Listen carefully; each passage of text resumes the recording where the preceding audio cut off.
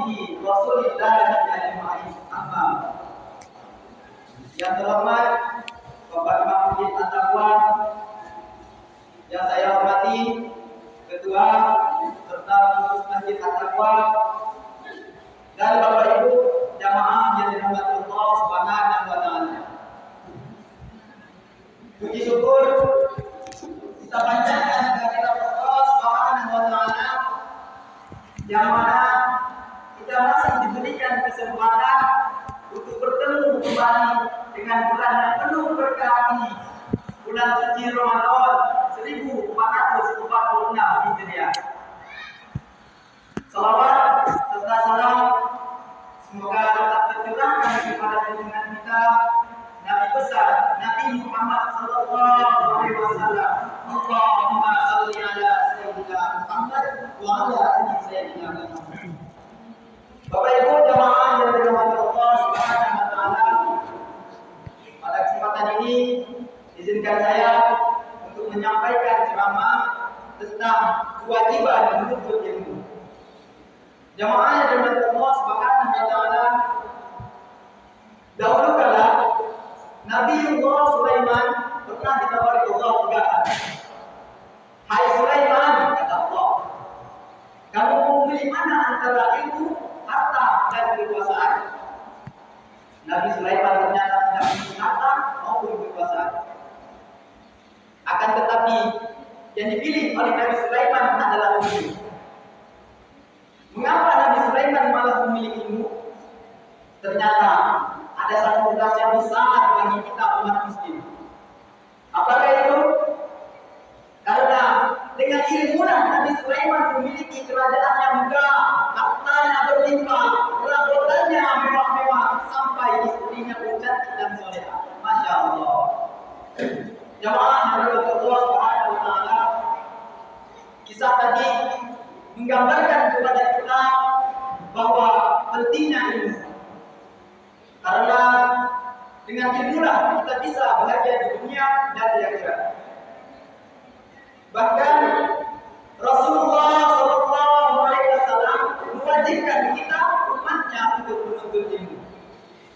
Sebagaimana dalam hadis riwayat Ibnu Majah yang berbunyi, "Talabul ilmi fardhatun 'ala kulli muslimin wa muslimah." Menuntut ilmu itu adalah wajib bagi setiap muslim laki-laki dan perempuan. Hadis Tirmizi juga mengatakan, "Utlubul ilma minal mahdi ilal lahdi." Tuntutlah ilmu dari buaya sampai ke liang lahat. Bapak Ibu jamaah dan umat Allah Subhanahu wa taala, untuk itu marilah kita dengan ilmu, karena dengan ilmu lah kita bisa bahagia di dunia dan di akhirat. Mengapa menuntut ilmu wajib hukumnya? Kenapa tidak dianjurkan saja? Karena segala yang ada di bumi semuanya diatur oleh ilmu. Baik yang bersangkutan di dunia, apalagi di akhirat. Kita mau beribadah harus punya ilmu. Tanpa ilmu ibadahnya enggak karuan. Kita mau berdagang harus punya ilmu. Tanpa ilmu dagangannya akan bangkrut. Dan seterusnya membutuhkan ilmu. Nah, cukup masuk akal kalau Nabi Muhammad SAW mewajibkan kita umatnya untuk menuntut ilmu. Sebagaimana sabda beliau, "Man arada dunya wa 'alaihi bi ilmi." Barang siapa yang menginginkan kebahagiaan di dunia, maka hendaklah dengan ilmu. Wa man arada al-akhirati wa 'alaihi bi ilmi. Barang siapa yang menginginkan kebahagiaan di akhirat, maka hendaklah dengan ilmu.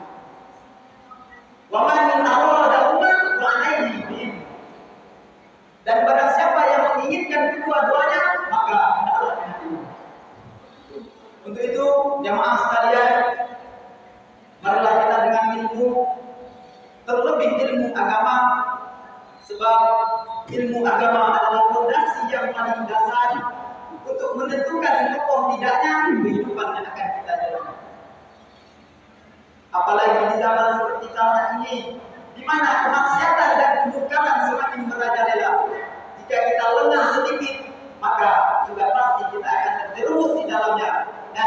benteng yang lebih kokoh dari diri kita, melainkan ilmu agama, iman dan keyakinan. Bapak Ibu jamaah yang dirahmati Allah Subhanahu wa taala, demikian yang dapat saya sampaikan. Semoga kita selalu diberikan semangat untuk terus mencari ilmu.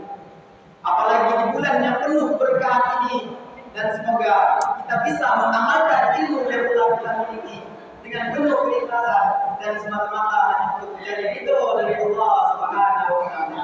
Amin amin ya rabbal alamin. Terlebih dan kurang saya mohon maaf. Wallahul muwaffiq ila aqwamit thoriq.